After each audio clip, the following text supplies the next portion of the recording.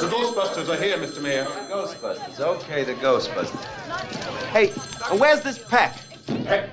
I am Walter Peck, sir, and I'm prepared to make a full report. These men are consummate snowball artists. They use sense and nerve gases to induce hallucinations. People think they're seeing ghosts. And they call these bozos who conveniently show up to deal with the problem with a fake electronic light show. Everything was fine with our system until the power grid was shut off by Dickless here. They caused an explosion. Is this true? Yes, it's true. This man has no dick. Jesus! Hey, break it up. All right. Well, that's what I heard.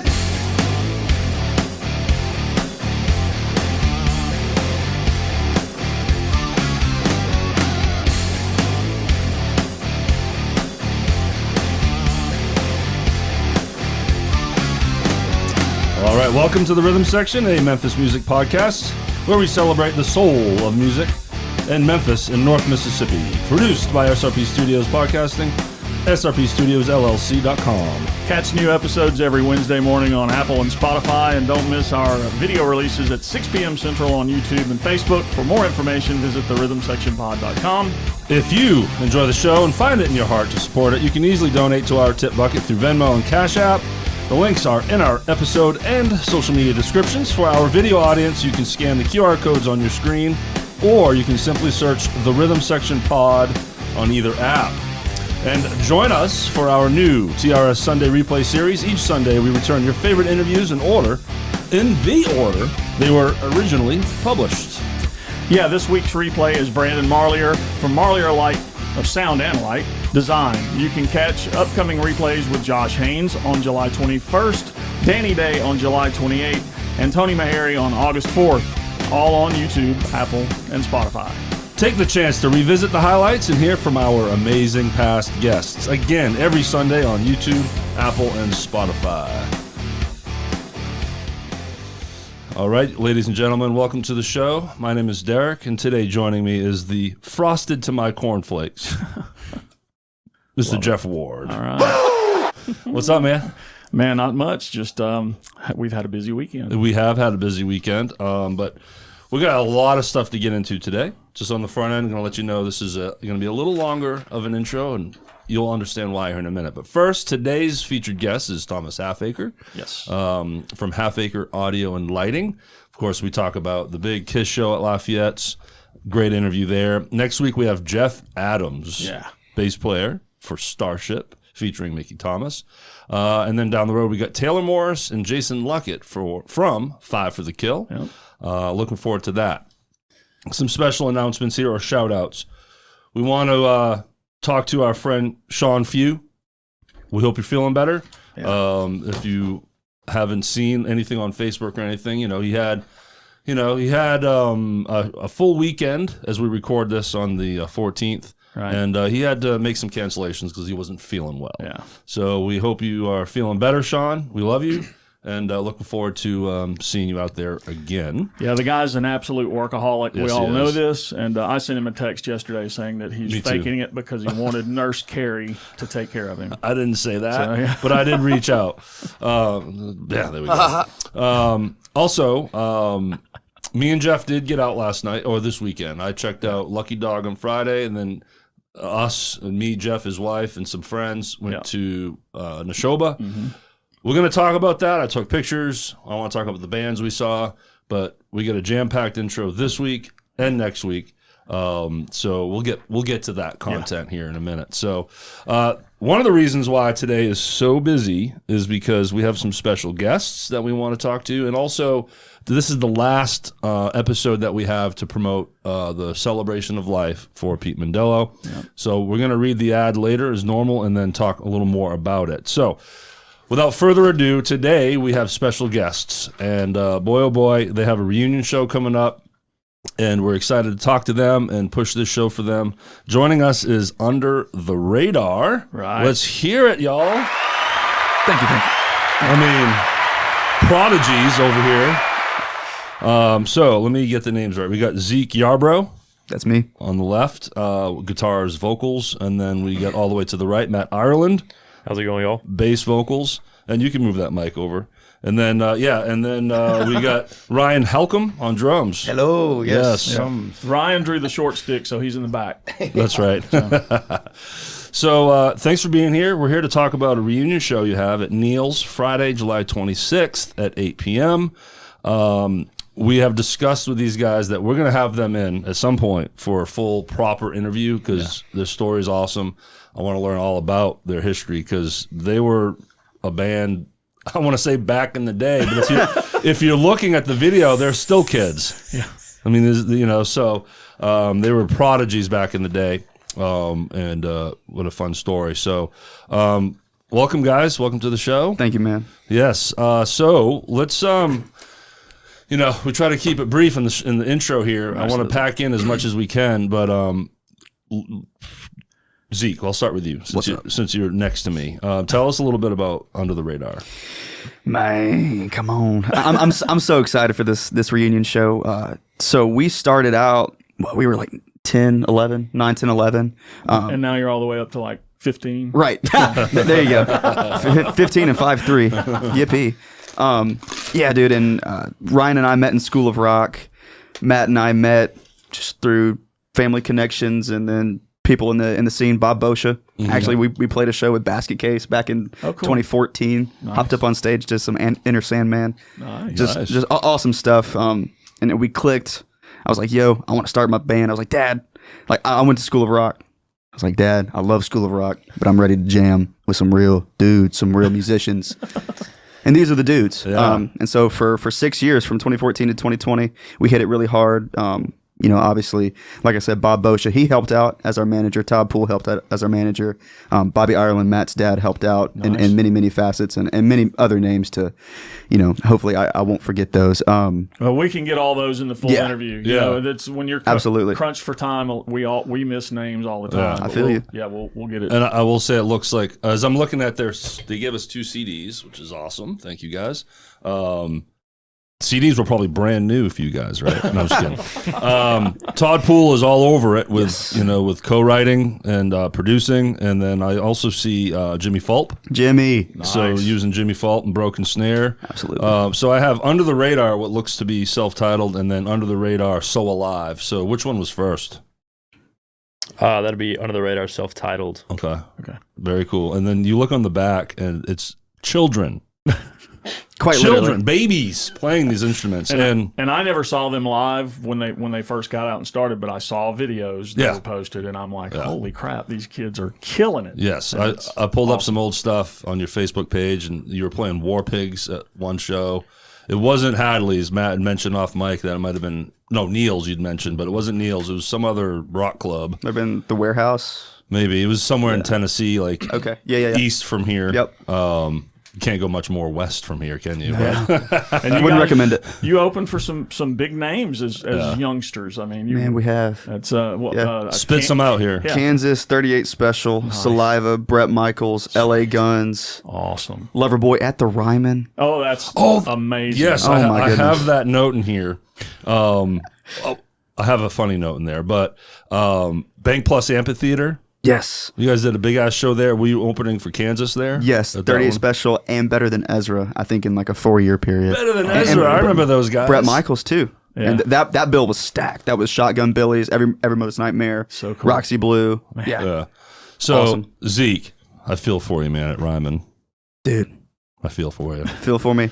So I understand. You guys, they were cranking, and you were ripping it up and putting on a show and getting out and playing in front of the audience and getting right up front of the stage, and then you go back and hit pedal or whatever, and you gone. Yeah. Guitar is gone. Oh, no. Gone. And then you're like, you plugged in. You went from wireless to plugged in, and then you go to walk back out to the front of the stage, and your cable is stuck into the pedal board. And then whoever's filming it off the side of the stage, all of a sudden the video starts jumbling around. Oh, wow. And you can tell this person's running to your help, and then the video stops. Dude, that was a crazy, crazy moment. I remember the Ryman was like the first show I was able to go, "What's up, Nashville?" And the biggest crowd pop I've ever freaking heard, dude. Yeah. It was awesome. And that moment was really scary. Terrifying. Not going to lie. Super scary. I bet. But I plugged back in and another big crowd pop. It was sort of like an underdog story, man. sure. For sure, yeah. And- I mean, they're rooting you guys on. They, Yeah, they man. know what they're watching Yeah. and Correct. hearing. Who were you opening up for there again? That was Loverboy. Oh, wow. Mike Reno. Shout out Mike Reno. Yeah, That's awesome. And look, even an incredibly seasoned musician who'd been playing for decades, that would be terrifying. Very much so. So I can't imagine what it was like to be a young guy and you in the business. I was freshman in high school. Like Oh we my were God. just getting through high Yeah, school. I remember I got pulled out of school that day. Yeah. My Yes. dad came pick me up from high school, and then we drove to Nashville. It was the coolest feeling ever. That's awesome. Go Bobby Ireland. Yes, we sir. want him Yes, in sir. here too. But You turn around to the class and say, "Hey, I'm out. Yep. Got to go play a gig in Nashville." so that was Matt Ireland, bass player that you just heard from.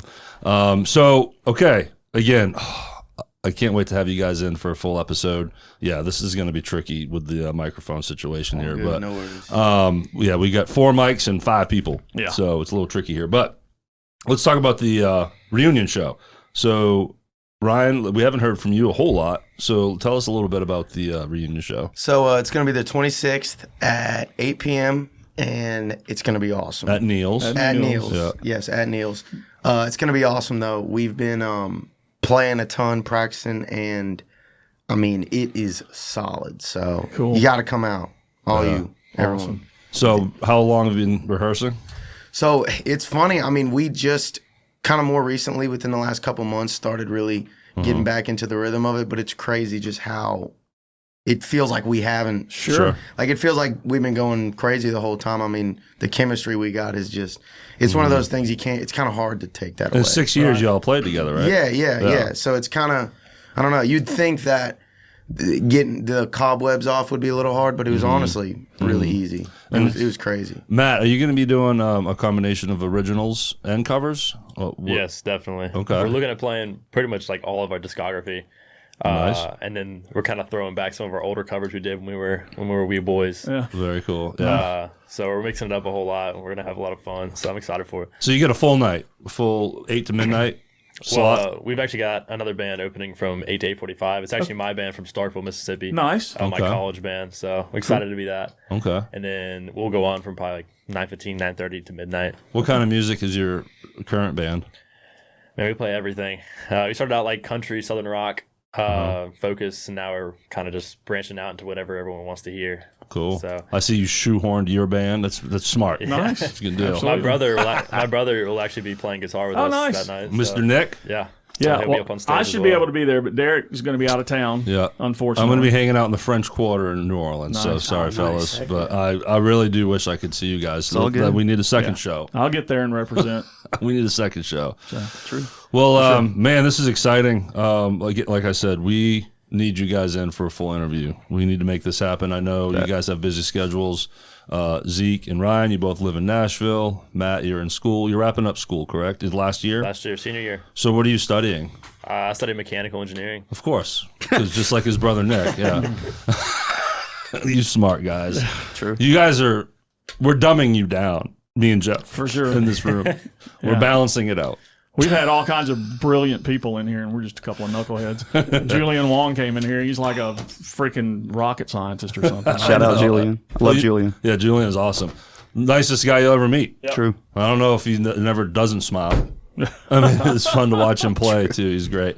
Well, Yeah. we'll get back to you guys, but in the meantime, you guys get to witness me and Jeff read out loud again. Let's do it. All right, y'all ready for this? This takes talent. So, one last push here for the celebration of life for Pete Mondello. Attention, y'all. Prepare for a night to remember as we celebrate the life of legendary Grammy-nominated drummer Pete Mondello. Join us at Neil's Music Room on Sunday, July 21st, starting at 5 p.m. for a free show in his honor.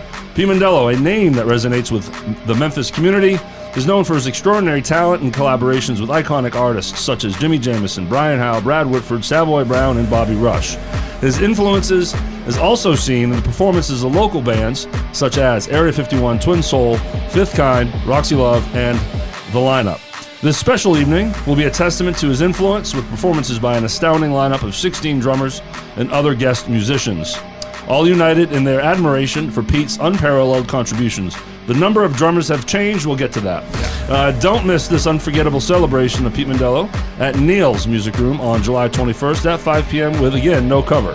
Mark your calendars, spread the word, and help us honor Pete Mondello. All right, to the band dates. We're going to start with Mr. Sean Few again. God bless you, Sean. We hope you're feeling better.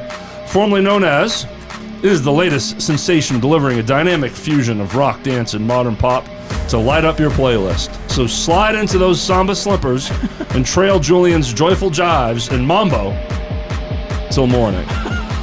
Told you guys, you're witnessing magic here. He's a wordsmith.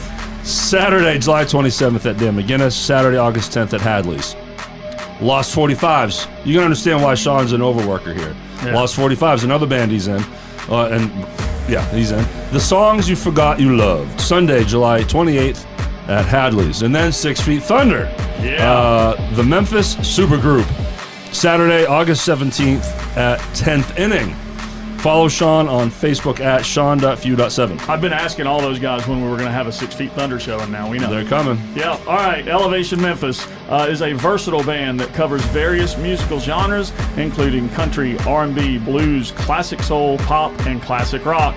The band is currently working on finishing its album. To help raise funds, they have hired Derrick Michaud, one of the sexiest people on earth. That's right. Just kidding. That's right. They have a consignment store that offers everything from home decor to the latest fashion brands. Go to elevationmemphis.com and click the shop tab at the top for all shopping. Elevation Memphis, a Tina Turner tribute experience, will return to Lafayette's Music Room on Saturday, September 7th at 5 p.m. Reserve your seats now, because if you don't, you won't get one. It's an amazing show. For booking, shopping, and social media, please visit elevationmemphis.com. Vibing to the tubular tracks that had Generation X spinning on their roller skates. Saturday, August 17th, Sidecar South Haven. Thursday, August 22nd at Lafayette's, dude. This is a big one. Yes. I need everybody to come out and support us and put asses in seats, because we need that place to be packed. I will be there, sir. And Friday, August 23rd, Sidecar Memphis. Follow Generation X on Facebook at Generation X-Music. I can only imagine what you've written for this one. Fever Tree. Ladies and gentlemen, hold on to your hats and hide your sweet tea, because here comes Fever Tree. All right. The Memphis Rockers who blend Southern rock, blues, funk, and enough grit to sandblast your soul. I love it. You can check out albums Social Mediocrity and Lessons Learned on Spotify and all other digital platforms, along with singles Muddy Jesus and Buried Alive, both amazing tunes. Learn more about fevertreeband.com. Area 51 will flood your senses with starship symphonies that make your ears do the cha-cha by covering artists such as Journey, Phil Collins, Toto, and Survivor. Survivor? Ooh, my Yankee just came out. Survivor. Thinks Jimmy Fulton needs to be properly moisturized. Does Baby Yoda? Thursday, July 18th, this coming weekend, if you're listening to this unpublished day, this weekend, Thursday, July 18th at Collierville Town Square Concert Series. Friday, July 19th at Dan McGinnis. Saturday, July 20th at Rock House Live Collierville. Jam-packed weekend. Follow Area 51 on Facebook at Area 51 Memphis. Well, you got these guys laughing. I don't know if they're laughing with you or at you, but something's funny. It's always interesting when we have guest appearances in the intro, because then we have an audience, which is fun and weird. Okay, so as mentioned, we're going to, before we talk about our guest, who is Thomas Halfacre, we want to just bring home the Pete Mondello Celebration of Life. Yep. And remind everyone that this is a very special event that we hope everyone goes to. It's a free show. I want the fire marshal there. Yeah.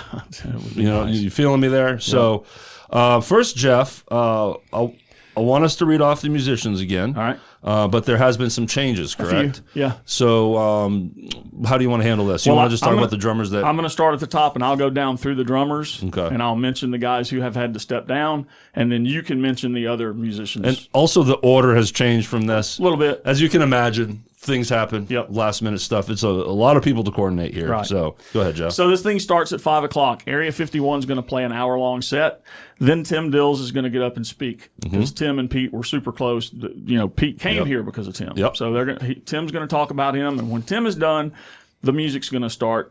We're going to have Jimmy Fault, Doug McMinn, Chris Cook, me, Bill Marshall, John Patterson, Chris Craig, Bobby Ireland, Jason Cooper. He had to step down. I don't think he's going to be playing a song now, so we'll be finding someone to take over the song he was going to do. And Jacob Turner. Then David Fike, who was originally supposed to play. He is not going to play his song, but he is going to get up and speak. Okay. So I'm going to have him speak, and then Jimmy Fulp's going to take over for the song that David was going to play. Yeah, Back on My Feet Again. Back on My Feet Again. Yeah. And I'm sure Jimmy's played that song 1,000 times, so he's got no problem filling in for that. Then Michael McClenny, Tony Meharry, Todd Poole, Johnny Lamb, and Ronnie Knight. Did you get Alan Bone at the very end? Oh, you know what? Sorry. Yeah, it's Alan Bone. Alan at the very Bone, end. and then Alan Bone will be the last guy to play. Very Yep. cool. And bass players, you got me, and then 3 better bass players: Davey Smith, Sean Few, Lance Binder, and then Paul Moreau is a guest guitar player. Yep. But then Josh Haynes is like part of the house band. Yeah. And David Haynes on keys is on every song. So it's gonna be a lot of fun, man. Did you mention Jeff Adams? Oh, and then feature Jeff's vocalist. He's going to do some vocal duties. Yes, coming up and singing "High on You." Yes. And me and Jeff are fortunate to be on that song Yeah, with him. that's I'm gonna be a really blast. looking forward to that. And who knows, Jeff, the guy can sing the phone book, so he may just decide Yeah. he wants to sing more than one song. He Yes. can sing whatever he wants. Well, there's a video back years ago where at Hadley's Area 51 with Pete on drums and Jeff up there singing "High on You." Yeah. And I think everyone's going to be pleased Yeah. with his performance. Yeah. And then real quick, some of the songs you're going to hear. Again, we just mentioned "High on You," "Carry On My Wayward Son," "Separate Ways," "Dance All Days," "Working for the Weekend," "Sledgehammer," "Misty Mountain Top," "Send Her My Love." Yeah. Okay, Rosanna. That's the one that Jason Cooper was going to be on. We're not Right. sure about that song right now. Blue Collar Man, Back on My Feet Again, Easy Lover, All My Love, 2112 Overture, and Subdivisions. Yes. Someone's got their hands full on that. Yep. Closer to the Heart and Find Your Way Back. Yeah. So I'm telling you, it's going to be a night to remember. Seeing all these different musicians play in honor of Pete Mandillo, the combinations you're going to get, and you get to see me and Jeff. Yeah.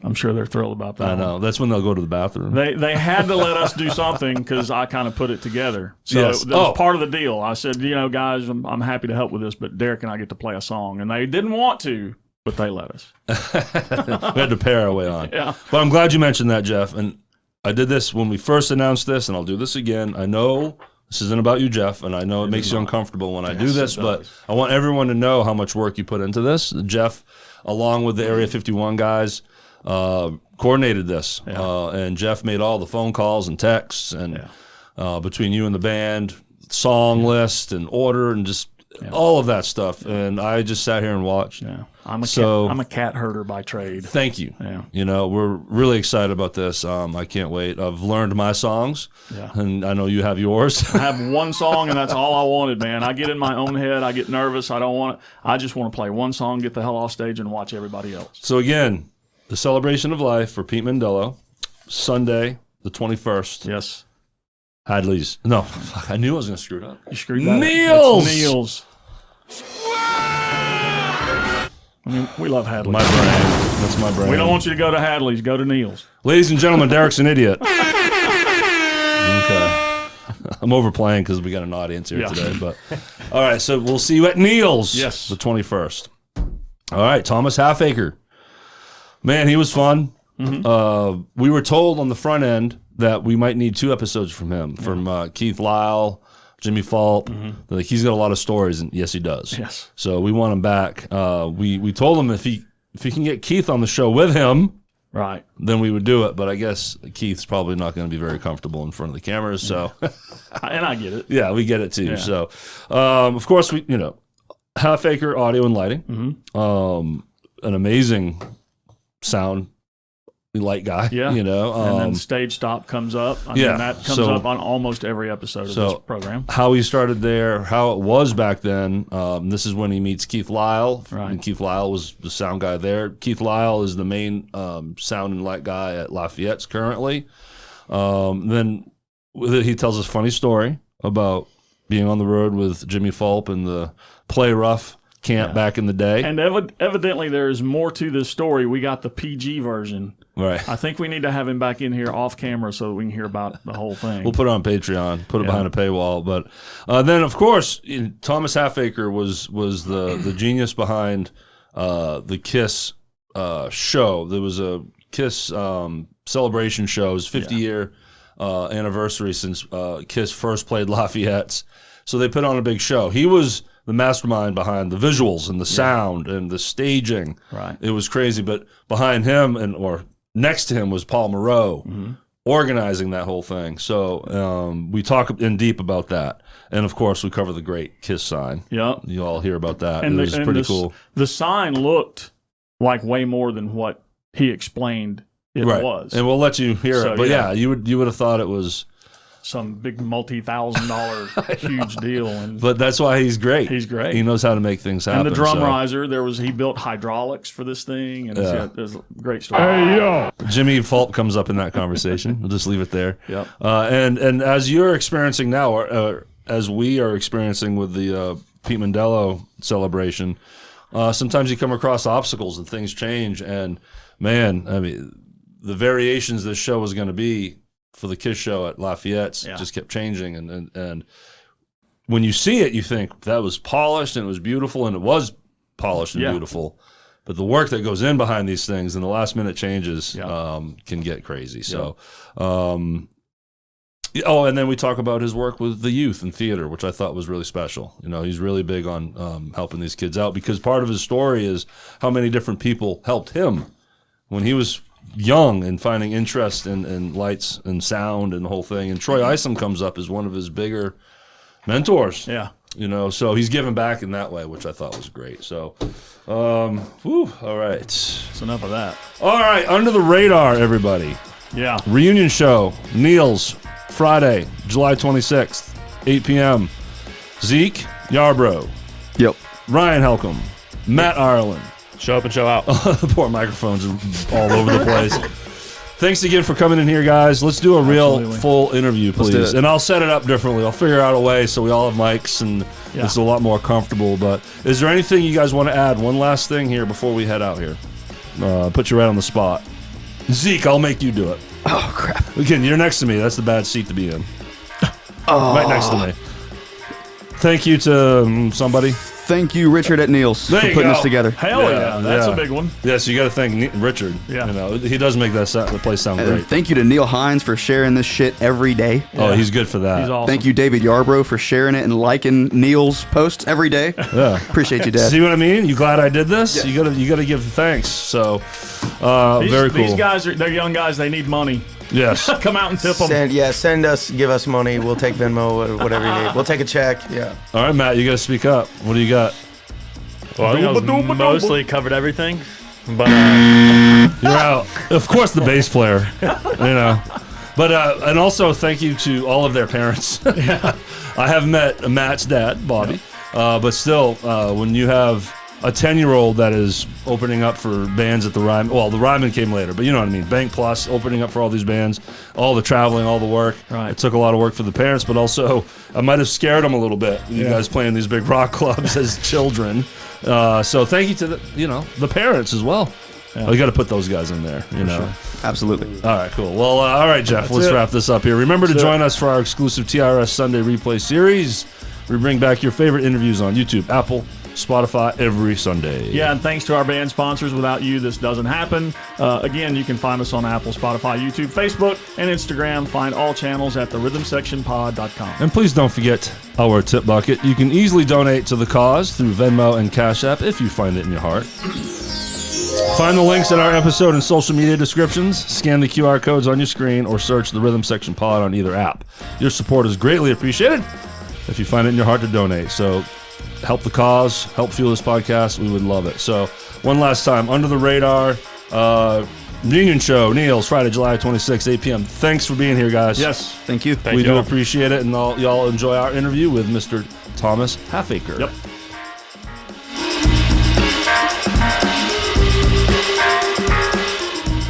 All right, everybody, welcome to our feature interview. We're so excited to announce to you, joining us today is Mr.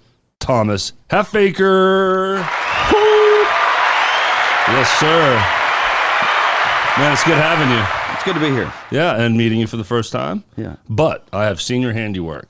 Well, And thanks. we're going to get into the KISS show at Lafayette's for sure. I want to talk more about that. But first off, thanks for being here. We appreciate it. Jeff has been told by many people that we're probably going to need 2 episodes here. At for you, least. you know. Maybe 5. If you're dyslexic, you'll read his name as Halfacre. Oh, I've heard much worse. Halfacre. I've actually done that a couple of times. Halfacre. Do you even half care or sometimes zero care? It's sometimes less than that. Negative care. Sometimes I make the people around me care less.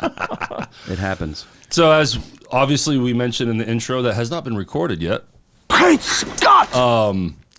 Halfacre Audio and Lighting, right? Yes, So before we get want into to talk anything, about all these things. Let me say something before we get into all of this. Dude, the floor is yours. These sir. 2 guys are incredibly devoted to do this show like they do. So early. It is incredibly early right now. It really isn't. No one needs to be up this early. It's 2 p.m., Thomas. For musicians, it is kind of early. That's my point. That's insane. I drove. I think the sun's up. No, I'm not sure. It's 11:20 a.m. to give you all context. I drove here, but my eyes were closed the whole time, so I'm thinking the sun's up. We're glad you made it. Roosters are mad. Well, you're doing God's work, Thomas. It's crazy. I'm not saying morning people are crazy. I'm just saying if you're up before noon, you're insane. So where did you drive in from? Bartlett. Bartlett. Yeah, that's a good hike. Yeah, I played a gig last night and was still up at 5:30 this morning. Yeah. Something's wrong with me. Yes. Well, do we need to get into that? No. Because We're going to talk about what's wrong That's with a him. 5-part episode. That's what's wrong with Jeff. Well, very cool, man. Again, thanks for being here. Sound guy, lighting guy. I don't mean to degrade calling you lighting guy, but I've been called so many other things. Yeah. So, are you from Memphis? Let's start there. Yes, born in Nashville, but after I was a year and a half old, I think, when I said I need to be in Memphis where the music is. Yeah. But I need to create opportunities for myself. Right. I mean, that's forward thinking at 1.5. Right. Climbed out of the crib and here I am. That's why he's so damn successful. I mean, that's a loose term.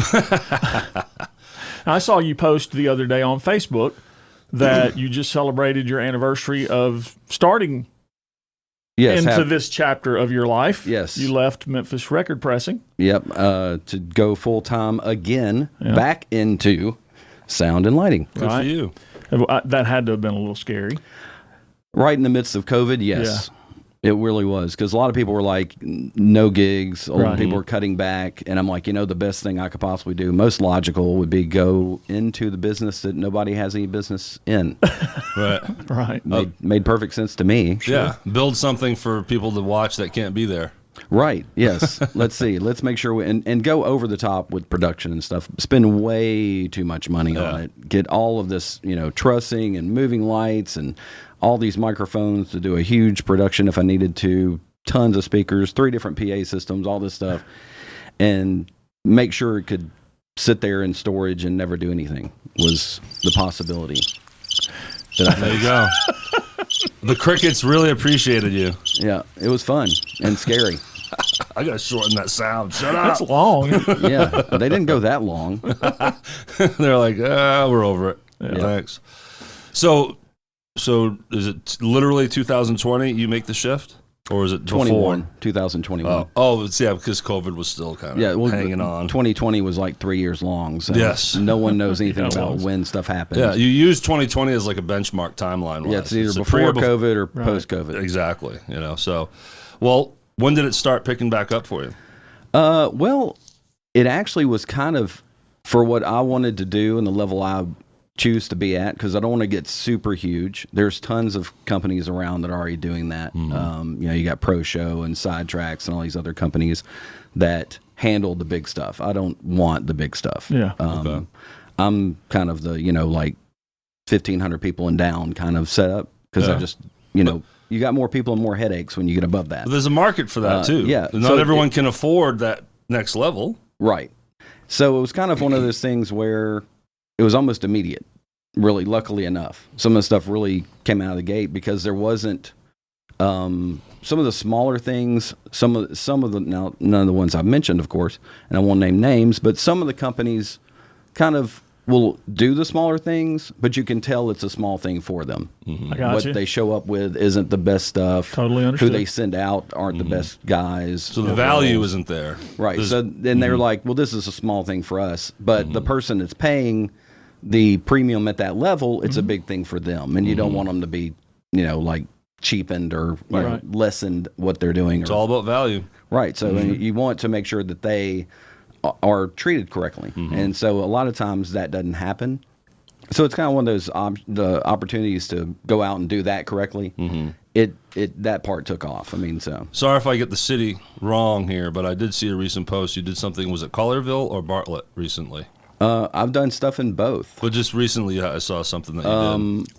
Well, Bartlett, I was with Almost Famous. We did That's it. the Music by the Lake Yep. thing Oh, for cool. BPAC Yep. in City of Bartlett. Yeah, that was a Friday night. Record turnout, actually. I think it was like 2,000 people. Nice. They were saying There at you the end go. of the night they'd never seen that many people at one of their events. So who's the one that's actually booking you for something like that? It varies. Sometimes it's the band. Like that was the band calling me in to do front of house for them, Okay. which Almost Famous does quite often. They They pull from their budget. Right. Boom. They share it with me. They pay my price out of their money to make sure that they are, that someone's there that understands their communication from the stage to get their monitors right and things like that. So you're their guy. Yep. Yeah. So, but then there are times the city's actually ponying up, or That's a conglomeration of sponsors, I think, that handle that event, which Yeah. it varies event to event who pays the bill. do you have any house gigs and actual venues? Well, I do some things at Lafayette's. Keith Lyle's the house sound guy there. I just kind of come in and help cover the room. He's going to be coming up here in a minute. Okay. He has a request Yeah. for you. Really? I've got a list of requests for him. We have an opportunity to tell him all about this list. Yeah. Oh, okay. Well, we probably don't want to do that over the air. He would really be upset. And I'm glad that you're saying that, because I didn't know if you were part of Lafayette's sound people or if you were you came in to help Keith. I didn't really understand how that worked. When Julian and Cindy were both there, I kind of became in the fold, if you will. Okay. Like they just kind of accepted me as, part of the scene and part of the family and Gotcha. part of the crew. But I've always just kind of been contract for it. I've never been like an employee. So. Gotcha. Yeah. Well, speaking of Keith, this I think will be a good way to segue into history past. Your origin story. So I'm at Lafayette's last night and watching my friends here at 51. Everything's tearing down. And he comes up to me. He's like, "Hey, I got 2 words that you need to share with Thomas. Wichita, Kansas." Nice. The floor is yours. Yes. Sir. And I know this goes back time, Oh, so this we can reminisce into the history. What year Wichita, was that? Kansas. What the hell was this? Wait, what year was It that? was Play Rough. Yeah. So it's been a minute. Yeah. God, To put in timeline here. Got to be early 90s. Yeah, earlier mid-90s, somewhere in there. So what Yeah. on earth happened in Wichita? Stuff I can't talk about. Oh, come on, Oh, it man. It was that was Rock Island was the name of that club, and there's so much history there for just that venue that apparently there was a tuberculosis clinic on the site. They tore that building down, built another one. Part of the morgue basement still exists that you can walk down the stairs and see. It's haunted. There was a plaque behind the place talking about all the people that passed on the site. It's crazy. It's like eerie and cool, and It's like Ernestine and Hazel's. Just saying. I was Go gonna say the same upstairs thing. if you're ever there. Go upstairs. right. Yeah. It's one of those kind of historic venues that have way too much to tell. A lot of darkness. a lot of stuff you don't want to know. Right. Yeah. But yeah, that was Rock Island in Wichita, Kansas, and that was quite the adventure. So you were driving. Fans or something else there at you're the time. So what are you doing for Play Rough at this point? Lighting at that point. Keith was doing sound. I was doing lighting. Okay. Okay. From what Keith shared with me, this story involves you driving. A lot. Oh, that part. Yeah. There were so many parts to Wichita, Kansas for that particular trip. Yeah, apparently the turnpike is confusing to me, and I decided I wanted to go the wrong way, and so we went through a toll booth that we weren't supposed to go through. I didn't know it was a toll road. Well, we're going the wrong way. So I asked the lady, I was like, we're trying to get to here. Oh, take the next exit and then take a right and you'll see the on-ramp. Well, it turns out that we went right behind the venue, and 2 doors down from the venue was the gas station, a Quick Trip, which was around there. They're in various places. So we are getting off and coming back down the same road that we were on to get on the expressway the first time, and on the right, we're passing the club that we just left. And so Jimmy Fulp, who was in Play Rough at the time, he goes, look, kids, Rock Island Quick Trip. In reference to, of course, European vacation. Yeah. So Keith brought that up too. Yeah. Yeah. Well, that's one of the 2 stories Keith's got, so he's got to. And Jimmy was now by this, eventually joined this trio of a conversation. They're just starting to give me nuggets. Jimmy jumped in too. That's right, Jimmy. Yeah. Jimmy's is guilty. Yeah, thanks. To explain to you James guys Fulp. how long ago this was, Jimmy had hair. Yes. So and I did too. It was a lot of us did that don't now. So how busy were you guys? Back then, we did a few kind of one-off trips because Play Rough had toured extensively doing rock clubs, just trying to get out of Ohio and go around and do some stuff. And they came through Memphis, and the scene in Memphis at the time was unreal. It was just exploding. It was this silent battle between bands. Everybody was trying to outdo each other and write better songs, and it was a huge original scene. And it's one of the only cities you could come to back then, especially, that you could get up and play an entire set, and people would yell for original stuff. You could play covers all day long, but they were like, let's hear something original. Times have changed. And, but we need to get back to that. Yeah. So the guys in Play Rough were like, wait a minute, we can play our stuff, and people want to hear it, and we'll make the $150 or whatever it was a night back then. Yeah. So they decided Memphis was where they wanted to be. They moved here, and then they were writing original stuff still, and they wanted to get out and play for some other places and people. So they kind of went down the list of some of the places they had been before, maybe a couple places they hadn't, and Wichita, Kansas was one of those places. And everybody always brought a lighting guy and a sound guy with them. You didn't want to get kind of screwed over by the local guy that was that their favorite opened for you, and then they sound better than you do. Yeah. So you bring your own guys. Or they say they have XYZ and you show up and it's fucking nothing. Exactly. Yeah. So Keith and I were the guys. That's awesome. Which they met through Stage Stop. Okay, I was going to bring Stage Stop up. Yeah. We've heard it a few times on this show. Yeah, it's in the crowd that for this, Stage Stop is a staple. You have to bring up Stage Stop, and there's so much history there. I did my first show there, I think, when I was 15. Yeah. Okay. So it's I was lucky to catch the reunion at Neil's last year. Yeah, I was covering for Keith at Lafayette, so I could not be there. But thanks, Keith. I knew it was very important to him. And I don't care about anybody, so I didn't have to be there. I'm kidding. I wanted to be. I knew it was going to be one or the other. That Halfacre thing, right? Halfacre. It's going to be one or the other, and I knew Keith, really wanted to be there, so I threw myself on that sword. You're welcome, Keith. Let's stick with Keith. How do you guys find each other? When does this bond start? Well, at first, I think I saw him at Rascals. I'm like, that guy looks like Yanni. Because he had like this swoop hairdo that was like it was so Yanni and this massive mustache, and I was like, that guy looks just like Yanni. That's weird. So it turns out it's he ends up being the house guy at Stage Stop.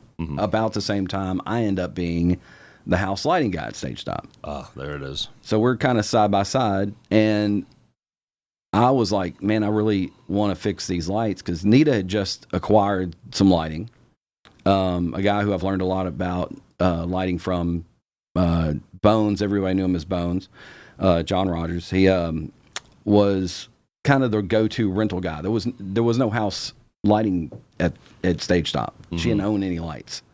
So everybody, all the road bands brought their own productions in, their own light show. It was really cool because you could see different things every week. Yeah. You know, it never stayed stagnant or the same. It changed, which I thought was great. And see their personality and how they light and sound their show. Yeah. Exactly. And so it was a new production every time. It was really, really cool on a club level to see that. You're also taking a risk, though, aren't you? Well, yeah, you take a risk in the fact that a lot of clubs don't have the power to, you know, drive a bunch of park hands, which was the thing back then. The LED good old was days. not, yes, LED was not around, and you had like 500 watt DYS bulbs, and they're like, you know, you got to have like You could heat the whole room. yes, you have to have 60 amps of power at minimum, you know, and it's just that became a challenge in a lot of places. But yeah, so John Rogers, they actually. I can't remember whose show they bought. I want to say part of it was Akasha. Speaking of Area 51, Lance Binder. Yes, shout out. I love Akasha. Yeah, so I think some of it was theirs. They had come off the road, moved here locally, and Lance actually was my roommate for a little bit. Okay. Way back in the day, yeah. So did he jump around a lot? He always has. He always has, which was weird when you're just standing there cooking an omelet. When you get scrambled eggs. Yeah, so... Yeah, he could pull off not scrambling them, oddly. So, yeah. Anyway, she acquired the light show and needed somebody to come in and run it that didn't want money, really. I mean, it was incredible. I can't even believe I came in there for what I came in there every night to do this stuff. And we had to take the show down when a road band was coming in that had their own show for like the first 2 years. At some point, did you make it mandatory? She did. Yeah. She did. Because it's too much, man. She's like, a headache. She said, you can come in and play, but you're going to use my show. Right. Yeah. And actually, a lot of right around that time is when kind of this change happened where bands were like, do you have lights? Because we don't want to carry all these heavy park hands. You know, it's getting ridiculous. And grunge had hit, you know, Nirvana had already become a big thing, and Pearl Jam and all this stuff. And I hope I'm not dating myself and how old I am. But I'm old. So old. So is Jeff. We're old. We're so old. The grunge bands didn't need lighting nearly as much as the 80s hair. Right. The grunge bands were like, hey, four park hands on some sticks. Done. And we're good. Yeah. And it was almost like, you know, nothing glittery, nothing shiny. No pyro. No pyro. Just no flannel. Nothing. We have to, flannel and depression. That's all we got. That's what we have to have. And minimal lighting or minimal production or anything. And if you don't break something during the show, you didn't do it right. Sponsored by Prozac.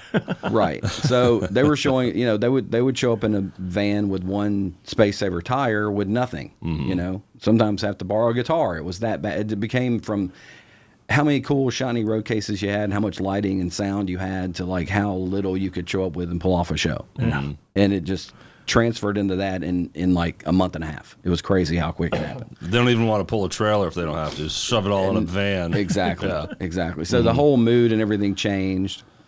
And it stayed that way for a long time. For a long time. So that I stuck around Stage Stop for a while. Finally, and of course I had a day job. I was actually working at Kinko's back then and doing Stage Stop at night. And then finally got out of that, and tours actually kind of picked up a little bit after that. I kind of got to do some national acts and stuff. I was working with, Skip McQuinn turned me on some stuff. He was here locally. He passed away not too long ago. Huge icon around the music scene here and a lot of places. Studio guy. I mean, you could do a whole episode on him. But yeah, he put me in the right place at the right time. A number of people have done that over the years that actually got me opportunities, and the list goes on and on and on and on. You know, but if we get back in the origin story, I've got a bunch of names that I'm sure are crucial to me being where I am and who I am. So that's part of why people like this show, because they'll hear names they haven't heard in a minute. You know, and they're like, oh wow, and brings them back. So, I mean, there are names that you feel like you really owe a lot to. Go ahead, man. Oddly enough, my mom got married, and I moved into her husband's house, and my next door neighbor ended up being David Shanklin, who is in Dave's Not Here. Dave's Not Here. I saw David last night, as a matter of fact. Yeah. Wow. So I was hanging out with his stepson, or his son. I mean, he's his father. He's my, Chris, and so I was around David quite a bit, and he would go out and like RTA a system, shoot a system, set the EQs for a system for those not knowing, in his driveway at night, and I would go over there and hang out, and he would tell me what he was doing and why he was doing it and stuff like that at 13, 14 years old. And I'm just like a sponge, just soaking up all this stuff. So he was crucial. Okay. I met one of my best friends, Joe Woody, through dating his sister when I was like 12. And he was as cool as his sister, in case she watches this. Not cooler, just as cool. Not playing favorites. Yeah.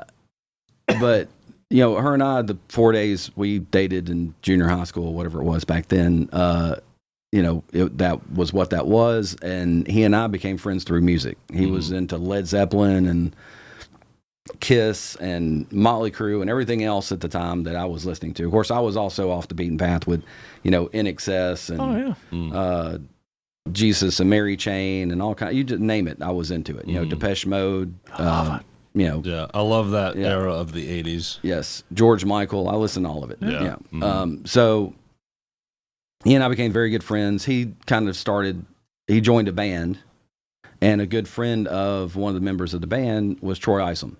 Oh, all right. And shout out to Troy Isom. Mm-hmm. Yeah. Friend of the show. Right. He is also crucial in me being who I am and what I'm doing, because very early on I was around him and he was everything. I mean, had a little like 8-channel powered mixer he was mixing this band on and was just showing me what to do on, like, why he was doing what he was doing. And we had long conversations about, guitars and tones and stuff like that he probably doesn't even remember.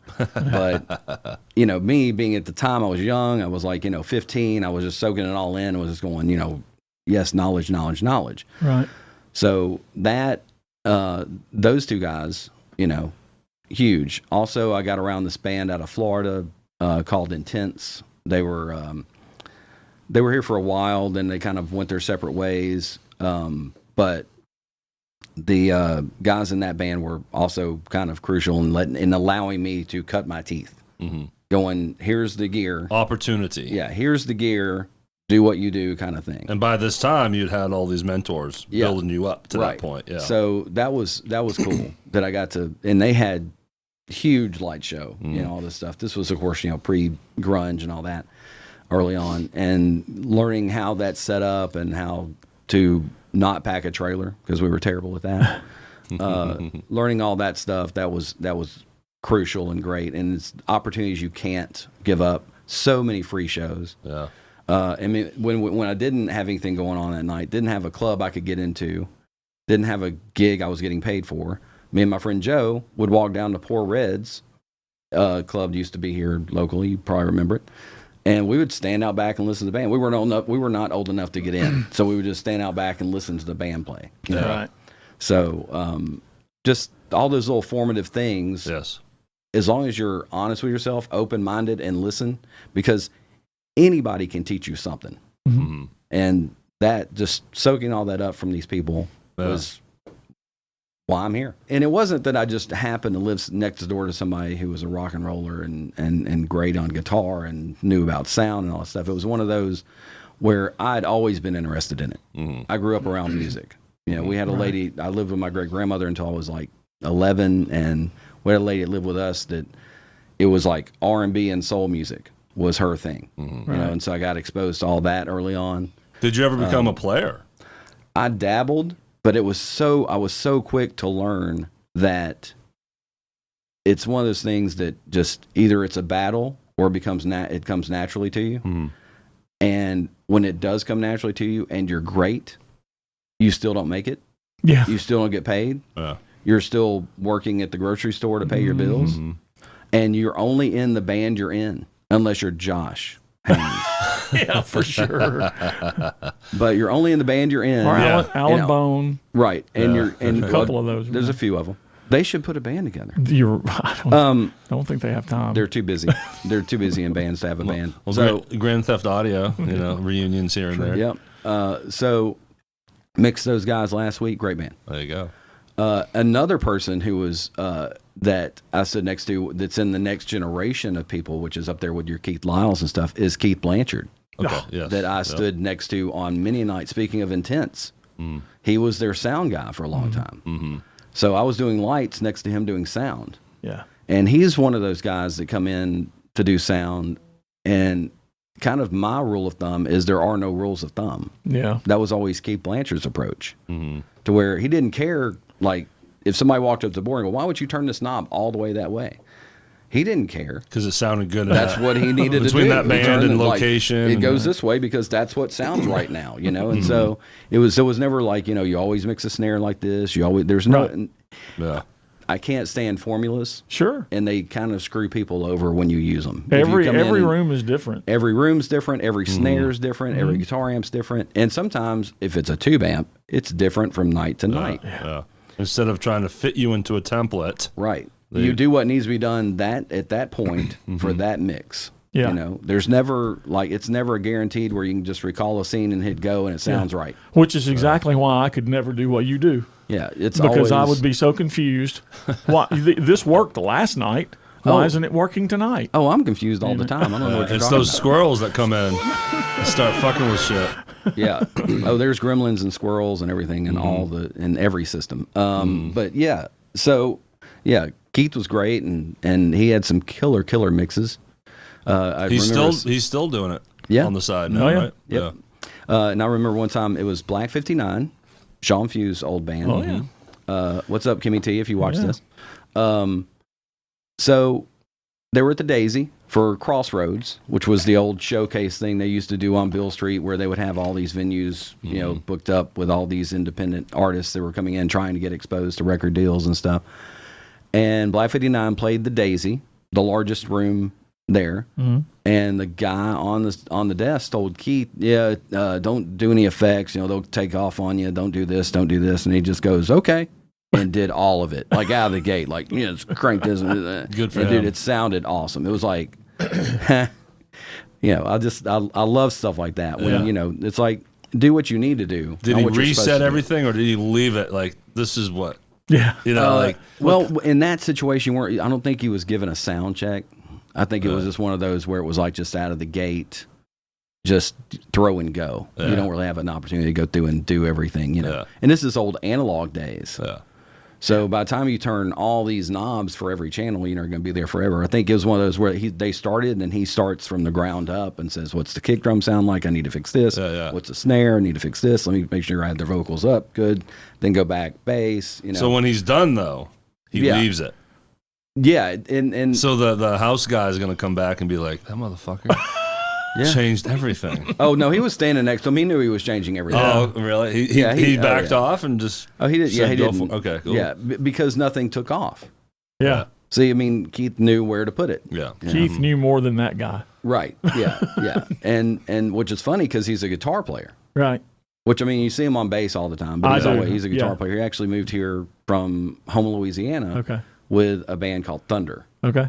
So yeah, and they were doing all the, you know, like semi shredder hairband stuff. Okay. You know, like the kind of the Mr. Big-esque stuff, and, you know, but just, I mean, and he also had a Rush tribute band for a short period of time too. It was wicked. I knew about that. Yeah, and Chris Cook was the drummer in that band. And they went through a few different bass players, Lance being one of them. Okay. But anywho, That's a good fit. we could talk about these guys that's what I'm saying. It might be a 5-part series fine. just That's what- because No problem. I get on a tangent about one of these guys all and what good. they did that I remember so well. We and we're here love- forever. Yeah. We love it when our guests come in and talk. Yeah. Well, that's probably best for a podcast. Yes. That's what it's for. That's what it's for. If Derek and So- I just sit here and go, yeah. Yeah. Do not forget to pick this up on the special limited edition vinyl release. I think it's going to be like a gold speckled honeydew sunburst with limited numbered gold stamping. You gonna cool. set that up for us? No. No. No, but yeah, I mean, it's nice when people tell their stories. Yeah. Other times, I'm busy you telling gotta pull everybody them else's out. stories. You know, Well, yeah, let's tell your story. And that's we want to talk about your story. And is this a good time to bring up the whole Kiss thing? Sure, Lafayette? let's go. I think we need to talk about that. Let's talk about the Kiss thing. Look, it was all over Facebook. It was huge. I didn't get to go. I don't remember now why.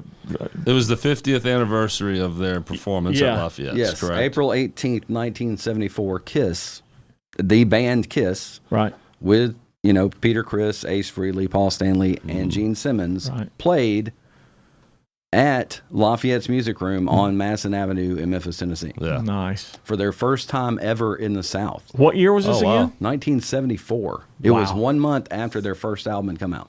That's amazing. Yep. And I mean, and that was only 2 weeks away from when Billy Joel played Lafayette's Music Room in 1974. Okay. So now, were they already using the "you wanted the best, you got the best"? No, that came way later. No, that was no. They started with Peter Criss going, "Hey, hey, you up there with the light? Hey, down here, yeah, you." That was how that kind of started. It was Peter Criss doing that. All right. No, and then when they started doing that, that was Gene Simmons. Yeah. Going, all right, that whole thing. So that was Gene that started that out. Now they had toward I guess in the later 70s they had some roadie do it from backstage. Okay. Because he already had to be like on a riser strapped in or something, ready to come down. So how did this show come about? Whose brainchild? Okay, was it? so there was already a Kiss event that was happening that. Which was Kissmas, which we'll talk about Paul Moreau in a minute. And I know Sean Few's been a big part of that. Yeah, so that was going on. That was at Hadley's, and there was discussion about trying to possibly change the venue for that. Okay, and it came up to be a thing at Lafayette's. That fell through for various reasons, and then that discussion, Cindy Wilson kind of said, "Hey, we got to figure out how to build a Kiss sign because." If we're going to do it, we need a Kiss sign. Okay. So I was like, well, there's a way to do a Kiss sign. We could probably come up with something. So that fell through, and I was putting the poster up that was made for the to commemorate the event that when Kiss played in Lafayette in 1974, and it was the end of last year. I was like, April 18th is coming up. We should do something. So I mentioned it to Cindy and to Julian, and they're like, yeah. So we brought it up in the managers meeting. We were discussing the Tommy Awards at the time, getting ready for that. And they said, yeah, let's do it. Let's reserve the date. And that's kind of how it started. And they immediately were like, well, let's bring in Paul Moreau. I was like, not yet. Not yet. Because Paul is a workworkaholic. Yeah. And I was like, he already had the Tommy Awards on him, and then whatever else he's doing, he's got two bands going. Yeah, 2 bands going. I think he was working on another one at the time. And I was like, he will go full on, and he will do everything and kill himself, and let's not make him do that yet. I want him in it, but let's not make him do everything. So. Good man, by the way. Right. Yeah. Good job. Yeah. So you saved Paul from a heart attack. So I kind of laid the groundwork of how I wanted it to work. Different from the Christmas thing where they had full bands coming up and doing it. I wanted a house band and different guests to come up and play. Okay. And kind of had in mind who all I thought would be good for it. And so in that course of time, Julian got another opportunity to move on to Tandem Restaurants. Right. Thereafter, the upper management of Tandem was looking around, and I think they had their eye on Cindy, and she also left and went to Tandem. So some of the people there that were involved in the early planning and that wanted to make part of it were not there. Right. But what did stick around was the benefactor, the charity that we're out for, which was Irreverent Warriors. Okay. Great charity, huge in helping veterans battle these feelings that they have to give up, letting them know they don't, and giving them things to do to keep their mind off of it. Yeah, PTSD. Yeah. Is what we're talking.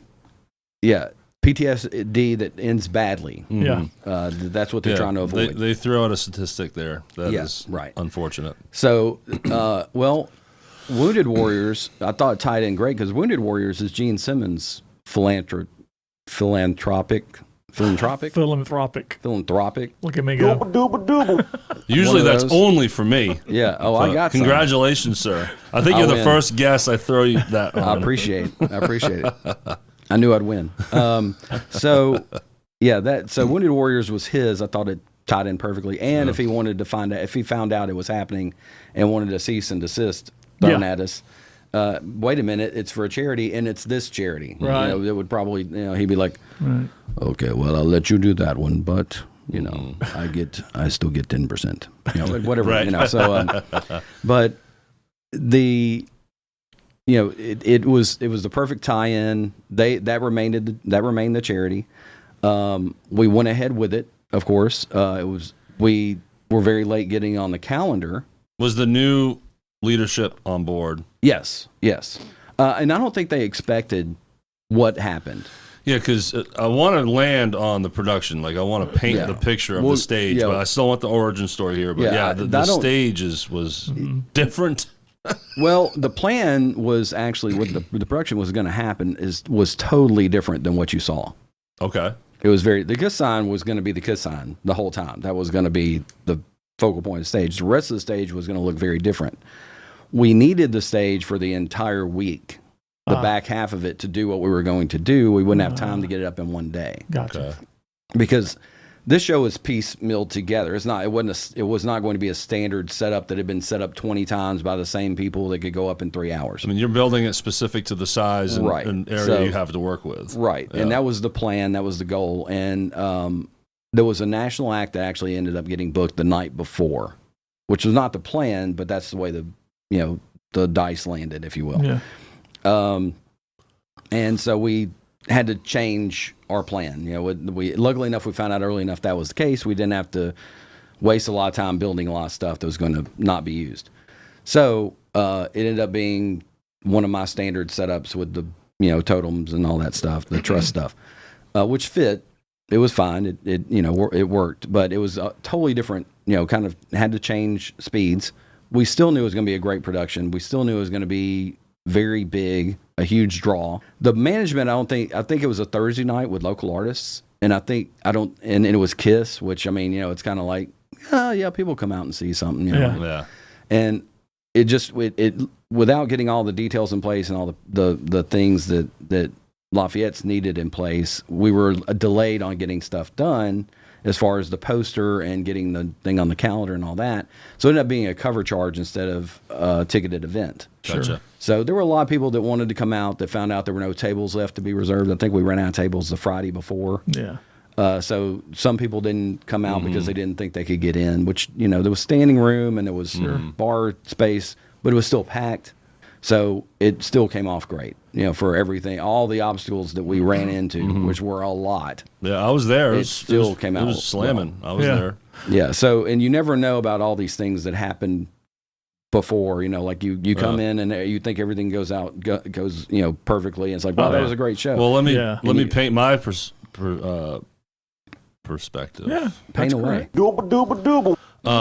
I don't know this as I walk in, clearly, but what I do know is that is not the normal Lafayette stage, right? It is got a drum riser. I hear that it's going to rise at some point with Ronnie Knight on it. You could have easily just put the KISS logo on that LED screen. Yeah. No. Can't you do built that. this fucking amazing KISS sign, right?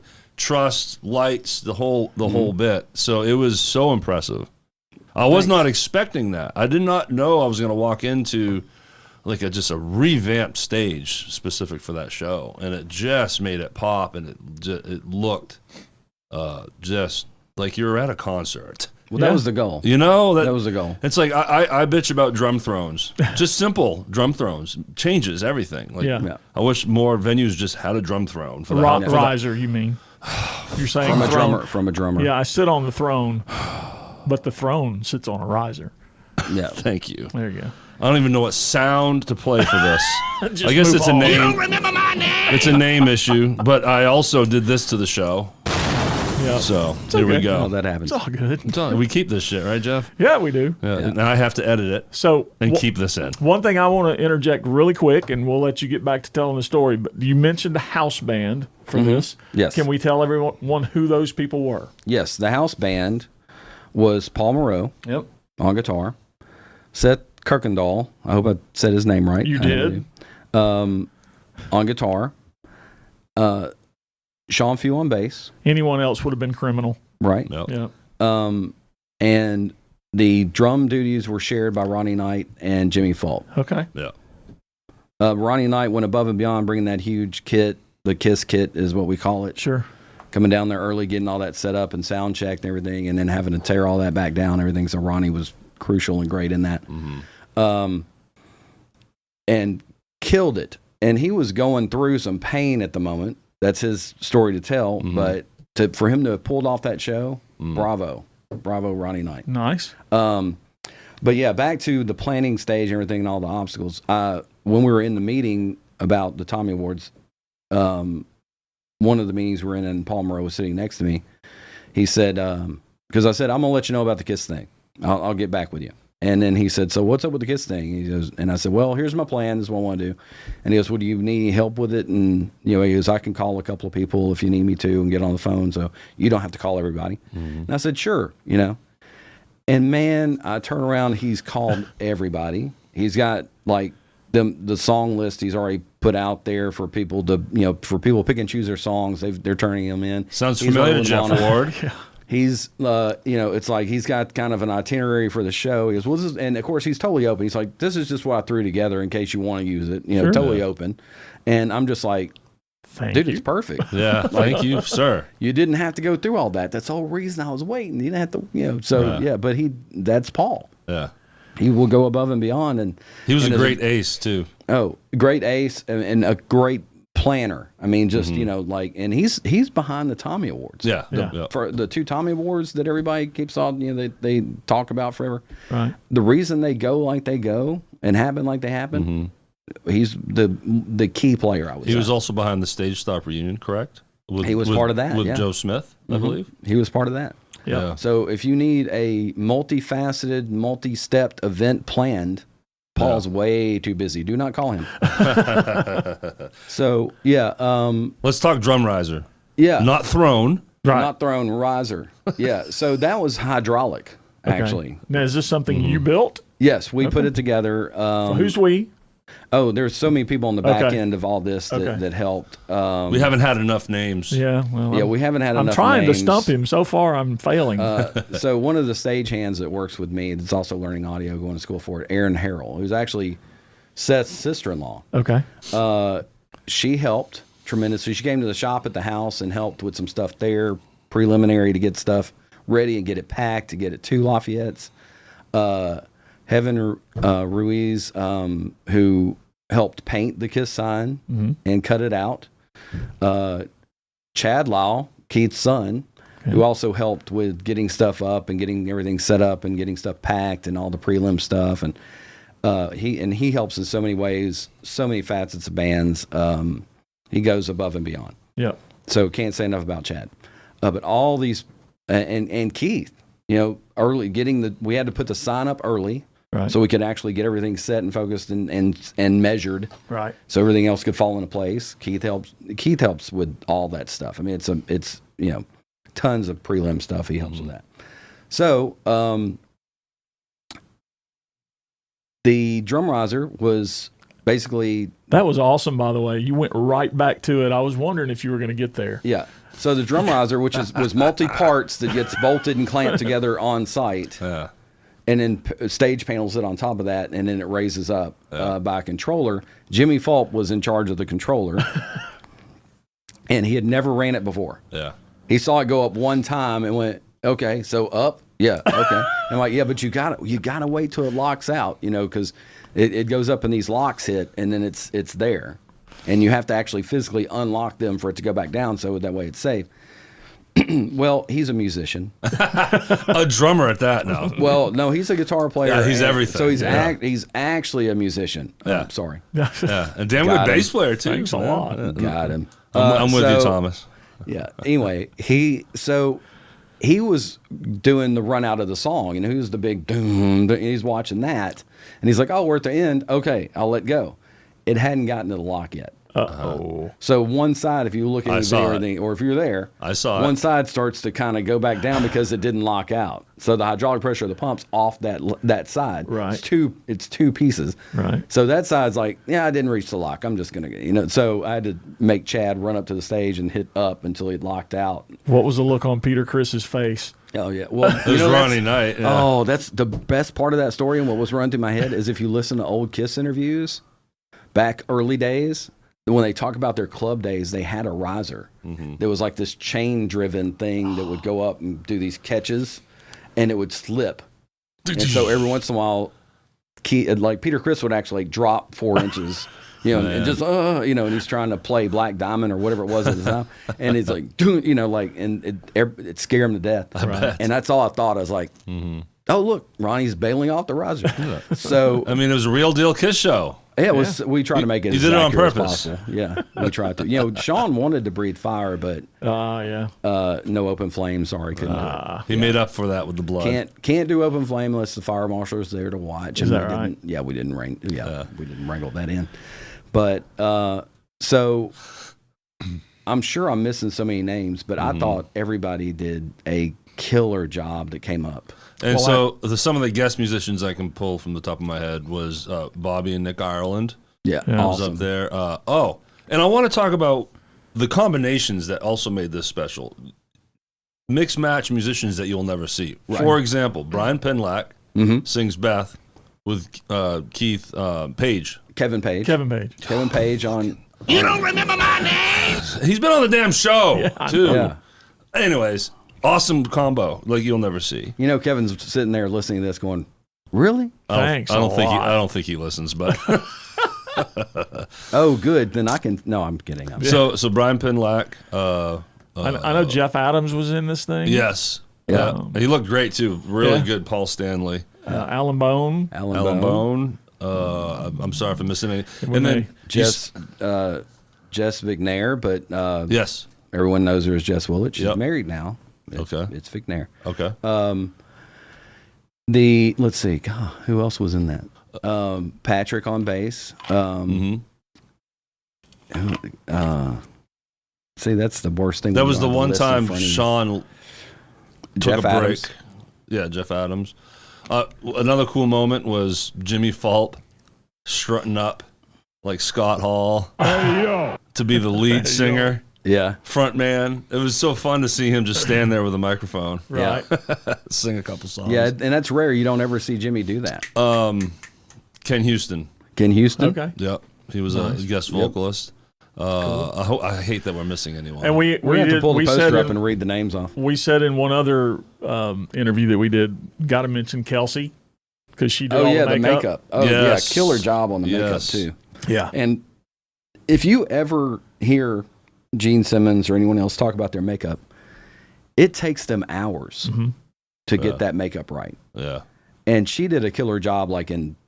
She did all these people in like an hour and a half. I think Yeah. it was probably a total of 6 or 7 that had Yeah, paint. it was unreal. And Yeah. but it was impressive. Yeah. Well, if you was. were a part of this and we missed your name, we apologize. We're trying to think of everyone. We just don't like you. I think Paul Moreau is the only one that was there for every song. Yep. Pretty sure of that. And Cool. he was great too. He really was. I'm not trying to blow smoke. He was awesome. Nice. So what was the teardown like? Teardown goes so much faster than the setup. I mean, that drum riser was like 2 hours by itself. And I've now had We had it down in 25 minutes. So did you have to drag all that there, or were they letting you go through the front door too? Well, there's this little trick that I can't share. Oh. There's a ramp that you can actually use to get to stage level, but you got to go like around the block and down the street and up the corner and around there. Well, you just shared it. So a Sure. lot of that Okay. stuff comes through that way. Yeah. It won't be that forever. They're working on that part of the building, and it probably won't be accessible forever, but it has been. So that helped. So where's the And drum the riser great part now? about that is that how that came to be. I don't know who was playing, like Seether or Buck Cherry. I don't remember what band it was, but I showed up after my gig at the end of the night, and these guys are about to load out, and they got like 6 guys about to lift this rack off of the stage onto ground level so they can go out the front door with it. And it's like 1,000 pounds or something. It's crazy. I'm like, why y'all doing that? Why don't you just use the ramp? And they're like, you have a ramp? And I was like, I don't, but there's one we can roll this down if you got a minute. You know, it's like, well, take 10. We don't want to lift this thing. Yeah. So I was like, all right, follow me. So I just need 2 guys. Just, y'all push. And so they pushed this thing. We went through and we got around to the ramp and everything. Came down the sidewalk to the trailer. And they're like, why did we not know about this earlier? Right. You know how there's 3 people still in the hospital from this wreck. And so Keith's like, where was there a ramp? You're the house guy. Keith. He didn't even know. Here. Yeah, so now it's like it's abused all the time. Everything he brings in the building goes that way. But yeah, not to throw Keith under the bus. No. But he didn't know. Well, as long as we're bad mouthing everybody, sure, let's throw it out there. Yeah, who do you hate? Yeah, there's a list. No, I don't hate anybody. Yeah. Isn't that weird? Who do you strongly dislike? We don't want to go down there. Like that's its own episode. Understood. On itself. No, I actually don't even hardly dislike anybody. Yeah, I understand. I mean, and it's funny because even the people that I'm like, oh no, do I have to work with them? And it won't be because of their, musician skills or, their quality of equipment or anything like that. It'll just be like, oh, they like to talk about this and I don't want to talk about that. Or just whatever, it's like just anything. Cause I'm just so like, I'm pretty passive and I'm cordial to almost everybody. You are? But I'll get annoyed so easily. It's like, so easy for me to get annoyed. Well, you didn't get annoyed with me. The one time that I've worked with you was with the first show we did as Contraband. Yes. And that was a private show, and you were amazing helping Thanks. me do all the stupid stuff that I don't know how to do. And you didn't get annoyed with me, so you got some pretty good maybe patience. he did.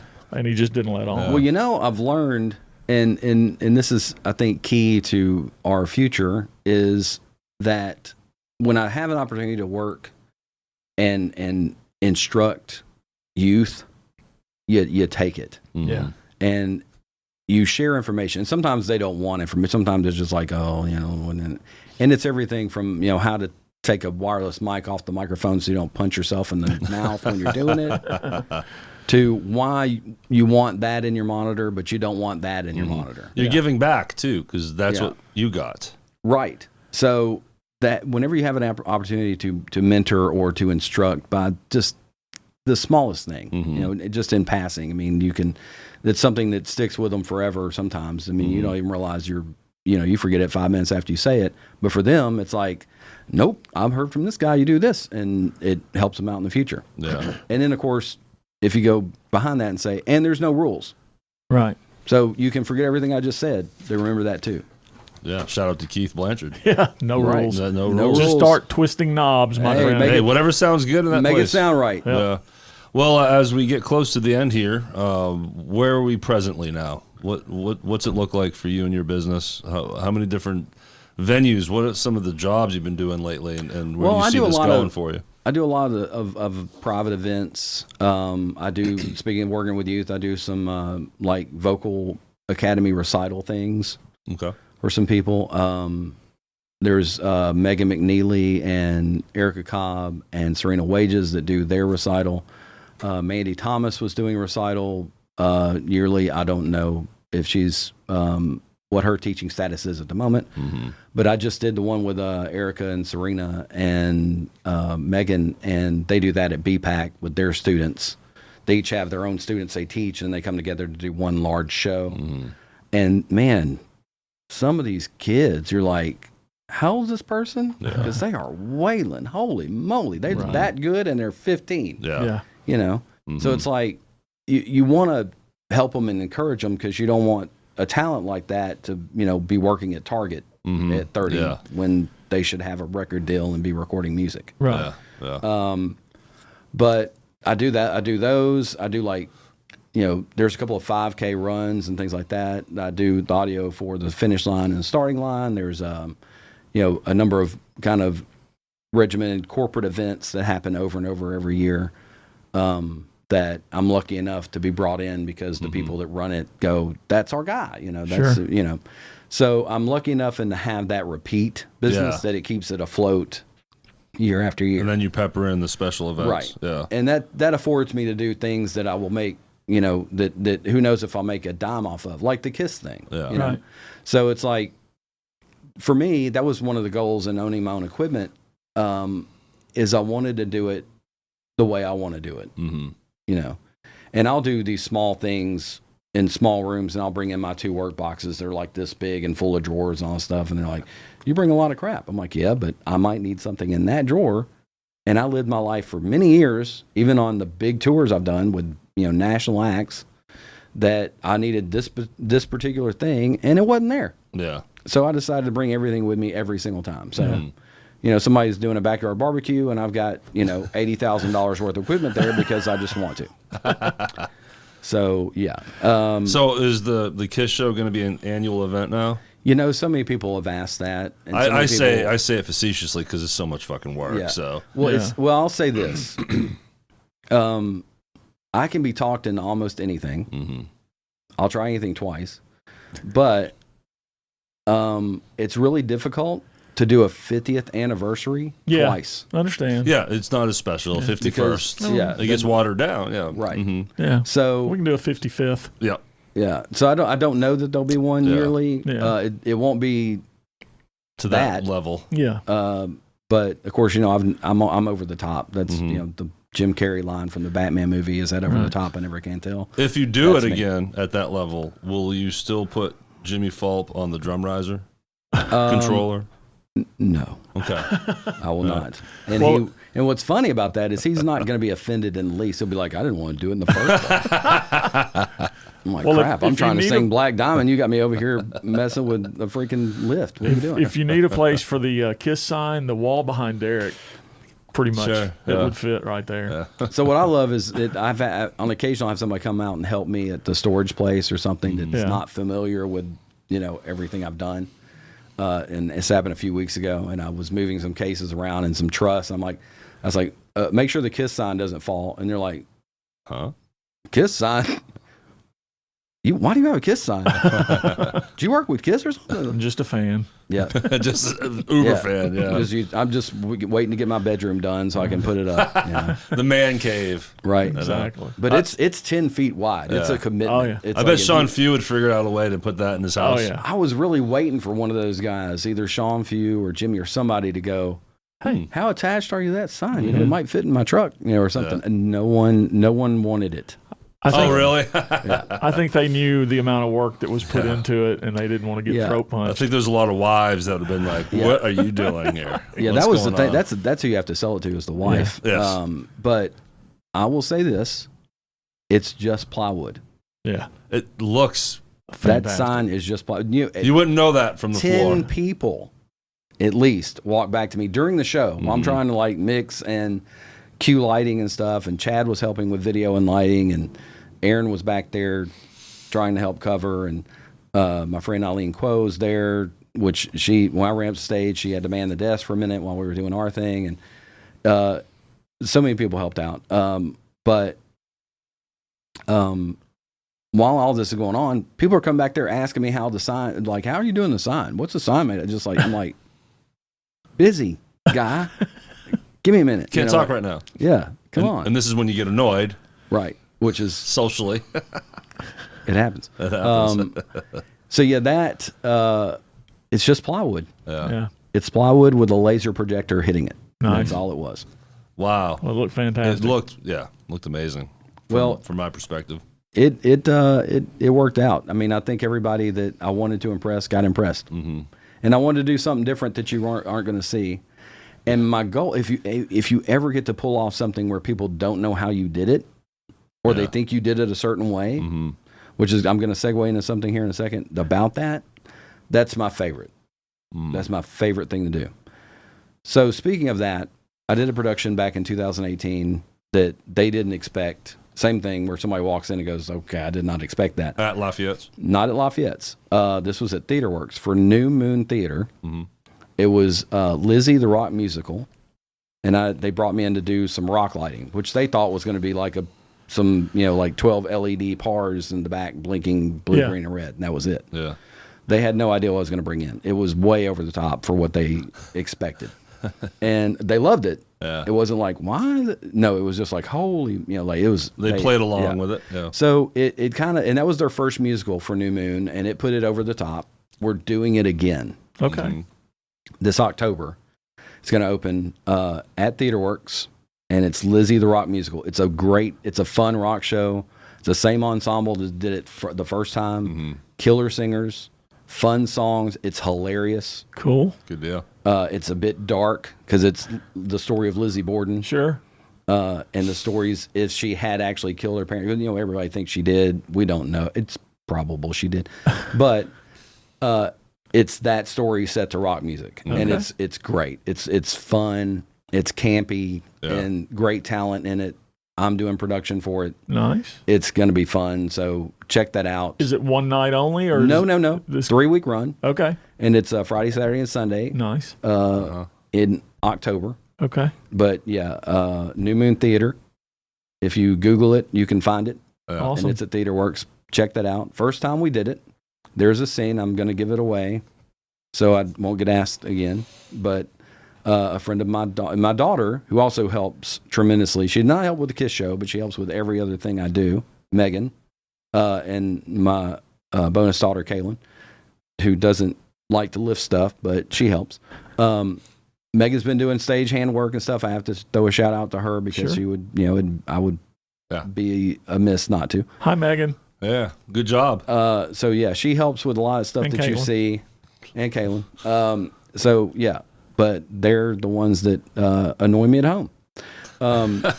So the in the show, one of her friends had come to see the show, and there's a scene in it where the main character is supposed to be reading from a book of poisons, and the book is actually the Japanese paper fan book, where when you open it, it's a paper fan shield. Yeah. Right. And it lights up. Well, when she opens the book, it's pink. And all the stage lighting is pink. Well, she closes the book and all the stage lighting fades to blue. And when she opens the book again, it's blue. So she closes it and then all the stage lighting fades to green. She opens it again, it's green. Okay. Now, this is just this little book. I mean, it's like that thin. It's yay big, not very big. And when she opens it the last time, it's kind of doing a multicolor thing, and then the lights just change and start to move. But that kid that my daughter was in theater class with was freaking out because he was trying to learn technical stuff. And he's like, how did you do the book? Because there was no room for a DMX controller. There was no wireless thing. There was no space. It was like, and it was changing with the scene. So he's like, how did you do that? And I didn't tell him for the longest time because I was like, yeah, trade secret. And he was like, I think he went home and Googled the smallest DMX controller you could find and all this stuff and battery power and stuff. And all it was just the book itself was set to do that. Yeah. Just when you open it, it turned this color, next this one. And so we watched the pattern of the book and then set the lighting scenes to match that pattern. Oh, I see. Yeah. Not nearly as complex as you made it look. Right. Yeah. Real simple. And just like the Kiss sign. Yeah. Yeah, and all the theater stuff is actually set to cues. So when you see the first show and the scenes that are happening during the show, the last show is going to look exactly the same. Yeah, no one's doing what they call busking. So, and a lot of the major tours are done that way. The lighting consoles are set up to where when they start the song, you hit go, and in the chorus you hit go, and in verse go, and it's the same over and over and over again. It's the same scene, and there's numerous reasons for that because first off, sometimes the band and the crew are dependent on particular lights being in a particular place at a particular time. It's especially crucial in theater because they play into the scene. Yes. The lighting changes with the scene to match the scene, so it's all cue-based. So we're able to nail that every time because it's going by a cue that's never going to change. Yeah. My daughter opened my eyes to theater because she's on the high school crew here in Hernando. So I've obviously now going to shows. It's remarkable what these kids can do. And earlier you were saying you've seen these kids that are just amazing singers and performers. It is so fun to watch and see. And then it's also the students running the show, the lights and the sound and everything. Houston High School, Kel Christie, who's actually directing the Lizzie production. She's a teacher out at Houston for theater, and she called me in because she wants some moving lights for their Mamma Mia production 4 years ago, 5 years ago, a decade ago. I don't know. But she called me in, and I got to watch a few of these runs of these high school students doing Mamma Mia. And I've seen theater people in their 30s not killing it like these kids did. Oh, it was I was like, what? Am I watching high school students? This is unreal. Yeah. Hernando did Shrek and Frozen. Yeah. It's awesome. It was really cool. Oh, and Eileen that I mentioned was there for the Kiss Show is the musical director for Lizzie. Cool. Well, man, Keith was right. We need more episodes with you. Oh, I ain't even started So- yet. I ain't even gotten into like all the stuff I want to do locally and all the stuff that I think needs to happen locally and all the original music we need to push. Come back next year. For sure. I can come back next week. It's We a lot of stuff. we tell a lot of guests that they are welcome to Yeah. be recurring guests, and you are certainly one of those. This is what we're doing. Yeah, Thomas and Keith together. and I think that's a great idea. That's so mean.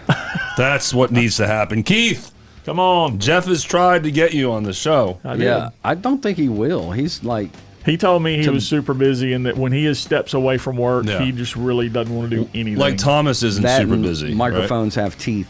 Yeah, that's all right. Keith can come in and be the eye candy. Right? That's right. That's- It's usually Jeff. He needs a break from that. Right. He could do it.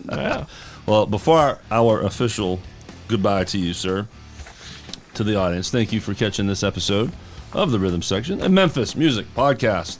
Our band sponsors, quite simply, are Our Fuel, Jeff. Yep. And where can people find us? Yeah, follow us on Facebook and Instagram at the Rhythm Section Pod, and the website is therhythmsectionpod.com. And remember to join us for our exclusive Sunday replay series where we bring back all of your favorite interviews on YouTube, Apple, and Spotify. Thomas will be somewhere around September 2025 by the time it circles back around, but hey, you'll catch it then. 5-part series. And of course, our tip bucket. This is a way to try to, get more fuel for Yeah. this cause here. So you'll find links in the description where you can, or you can search Rhythm Section Pod on both Venmo and Cash App. And if during our intro, when you watch this show, you'll see some QR codes on the screen.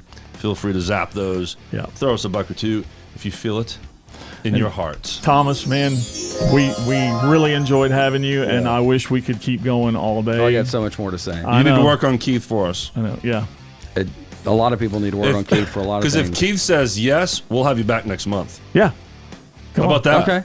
All right. Work He's on not it. going to, but we'll do it. Let's do it. I will try my best, but I don't think it's going to happen. Well, again, thanks for making the trip down here. Sorry, 11 o'clock's too early It's for so you. early. When we have you with Keith, we'll do it at like 7 p.m. That'd be much Is better. that much 'cause better? I slept through half of this show. So did we. What would I say if I was awake? All right. So I'm sorry about your viewership, but I know that there's tens of people Yes. that want to hear what I have to say, Well, yeah. and your viership just declined. You're because being of- generous. You're going to bring us viewers. Derrick right. and I run them off. You bring them back. Well, I'd have to get a white van and some candy. We'll end it there. Get out and see a band. Take care, y'all. See ya.